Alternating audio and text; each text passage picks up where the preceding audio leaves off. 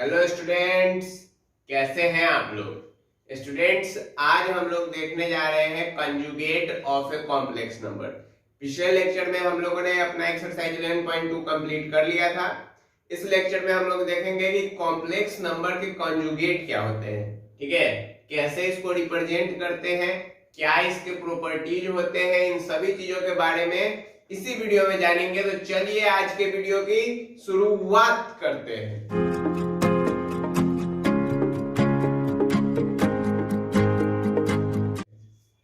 तो देखिए स्टूडेंट्स, ये जो आज का टॉपिक है वो है conjugate of a complex number. तो हम लोग जानते हैं कि कॉम्प्लेक्स नंबर को हम लोग जेड से रिप्रेजेंट करते हैं और कुछ इस तरह रिप्रेजेंट करते हैं।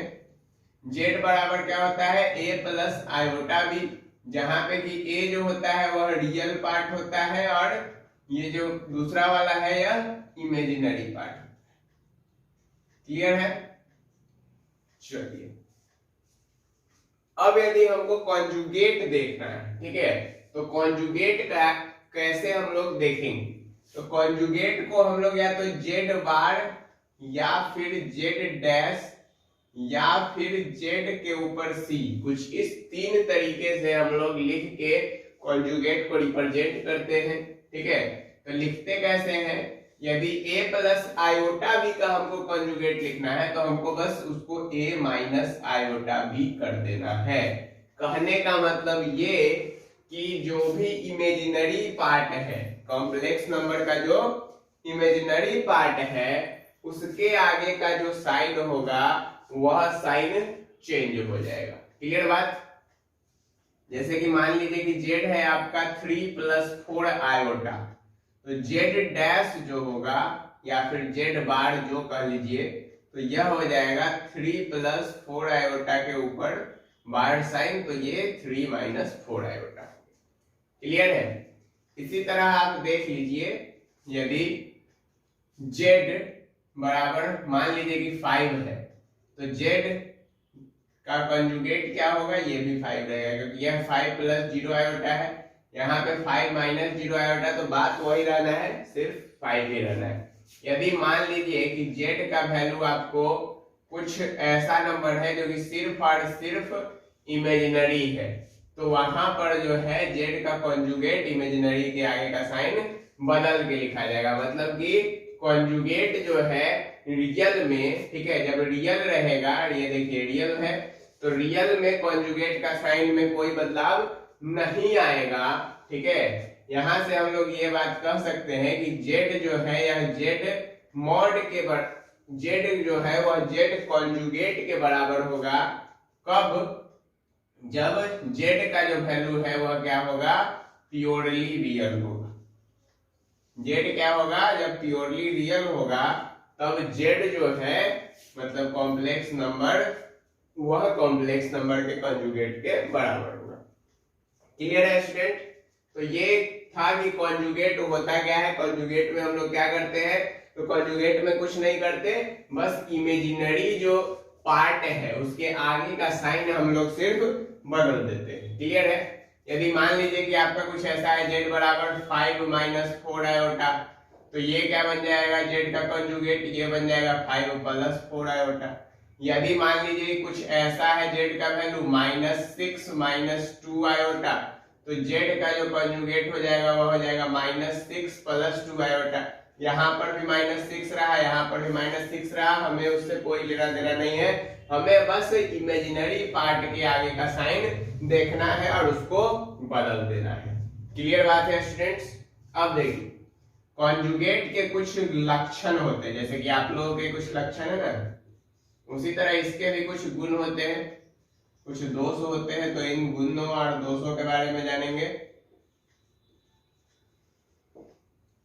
तो देखिए, पहला, यदि हम लिखे z1 प्लस z2 के होल मॉड, मतलब पूरा में मॉड, इसको हम लोग ऐसे भी लिख सकते हैं z1 का मॉड प्लस z2 का मॉड।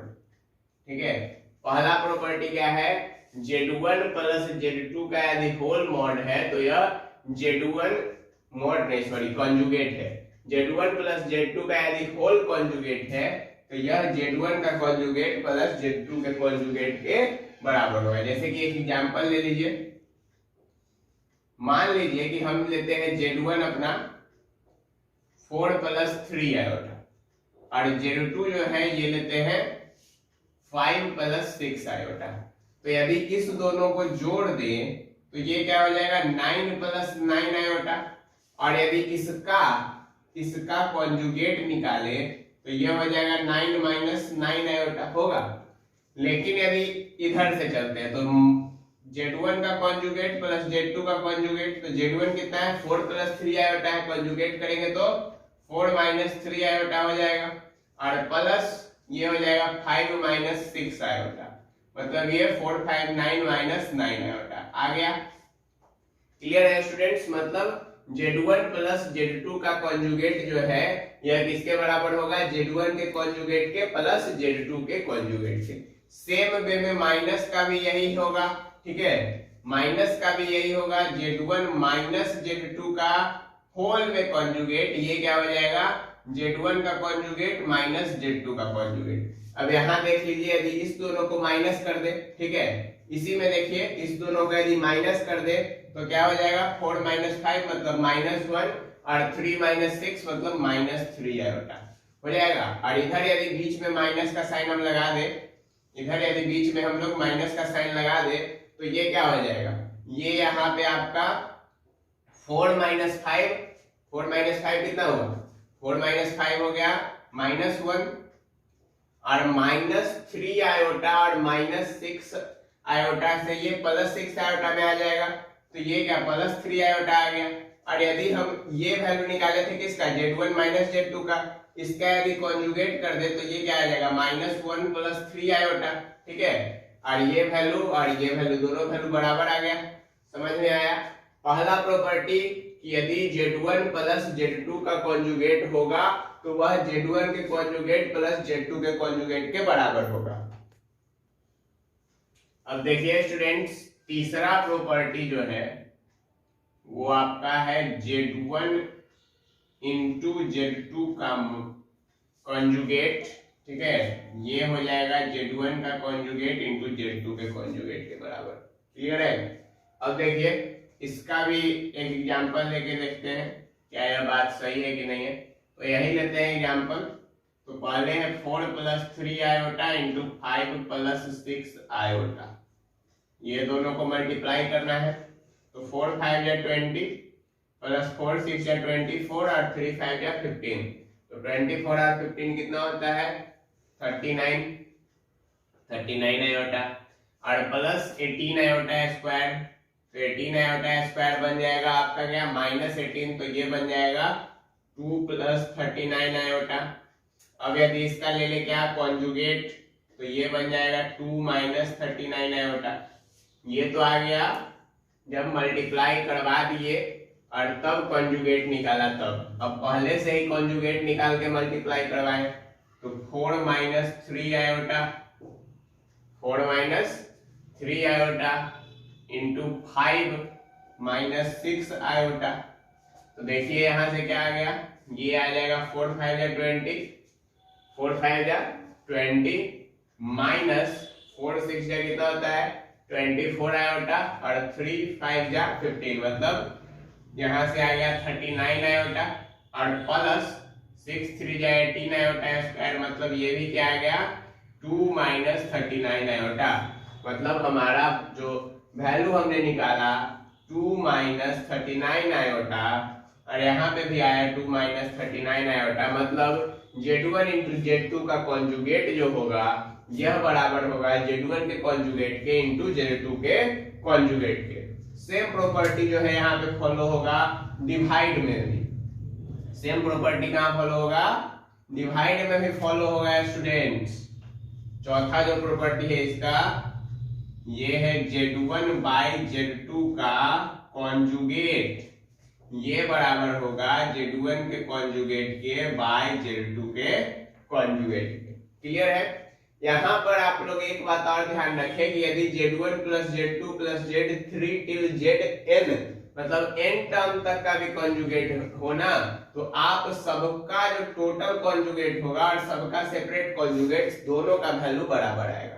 मतलब कुछ इस प्रकार से देखिए, Z1 plus Z2 plus Z3 till Zn, ये सब प्लस में है। इस होल का कॉन्जुगेट जो होगा यह बराबर होगा Z1 के कॉन्जुगेट, Z2 के कॉन्जुगेट, Z3 के कॉन्जुगेट टिल Zn के कॉन्जुगेट।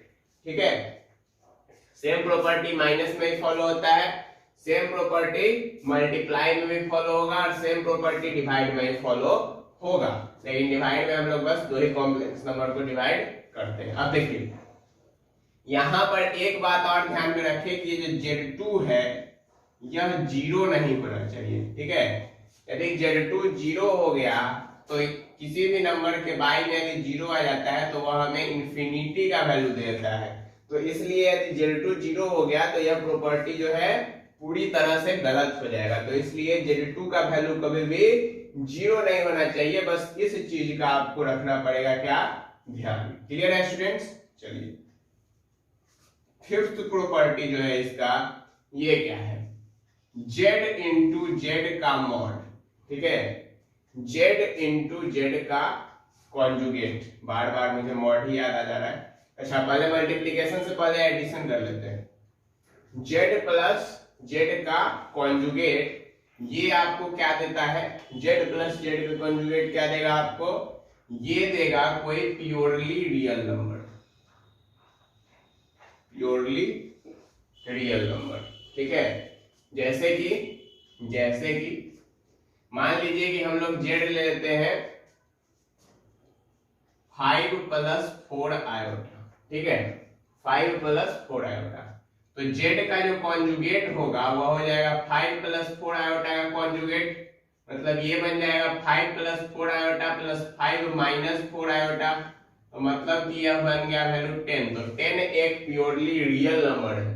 ठीक है, तो Z प्लस जेड का कॉन्जुगेट एक प्योरली रियल नंबर देगा और जो भी नंबर देगा, ठीक है, वह 2 टाइम्स होगा। किसके 2 टाइम्स होगा, तो जो प्योरली रियल पार्ट होगा 2 टाइम्स प्योरली रियल पार्ट। ठीक है, रियल पार्ट की क्या होगा, 2 गुना होगा। ठीक है, ये आपका पांचवा प्रॉपर्टी। क्लियर है students?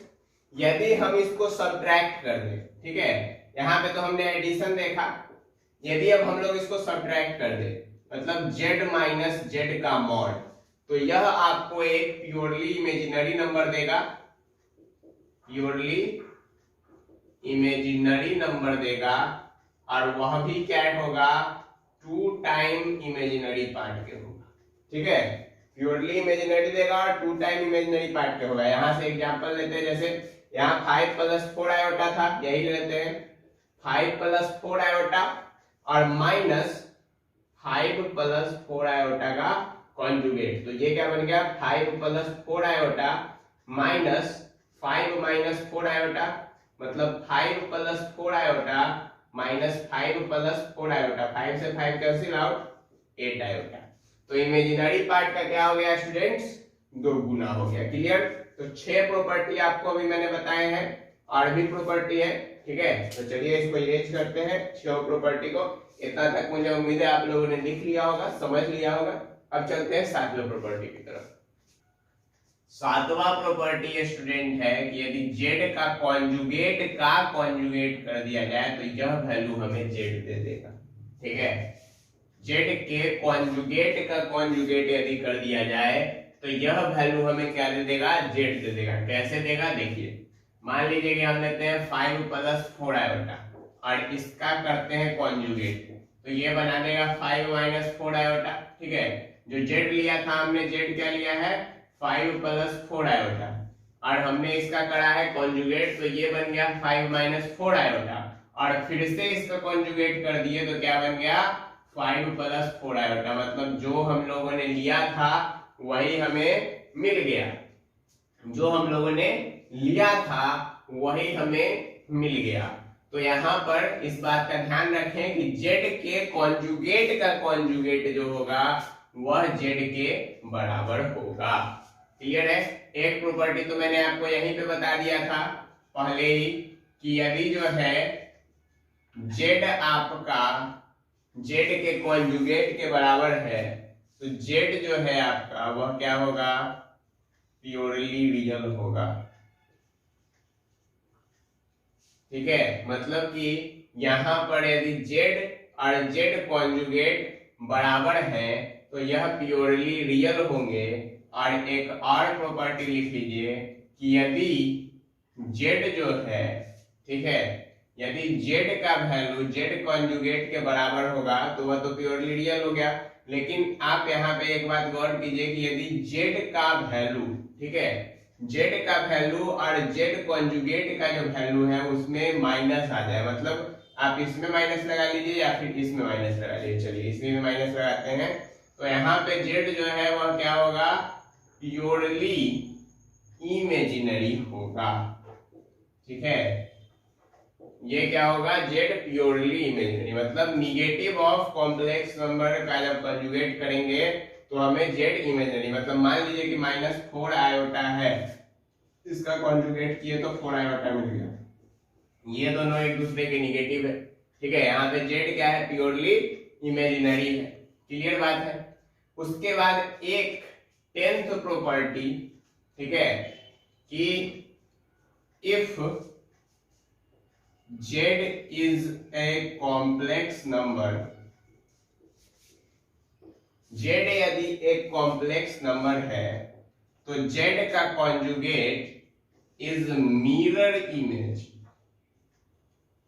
Mirror image of z।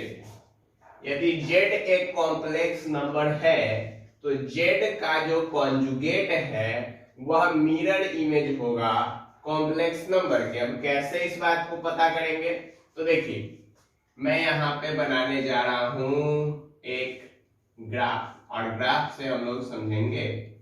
ठीक है, तो ये जो पोर्शन है एक्स एक्सिस और ये है वाई एक्सिस, तो ये आपका रियल के लिए होता है और ये आपका इमेजिनरी के लिए होता है।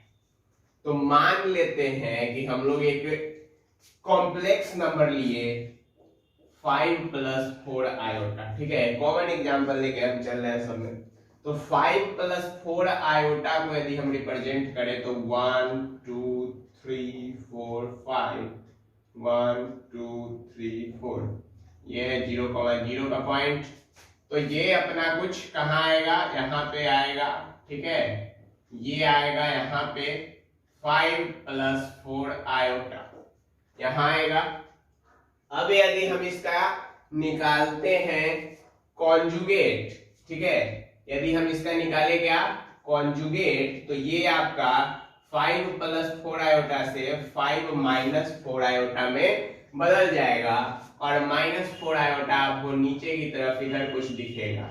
ठीक है, नीचे की तरफ इधर कुछ दिखेगा, ये वाला जो पोर्शन हो जाएगा, यहां पर जो पॉइंट बनेगा यह बन जाएगा 5 - 4 आयोटा।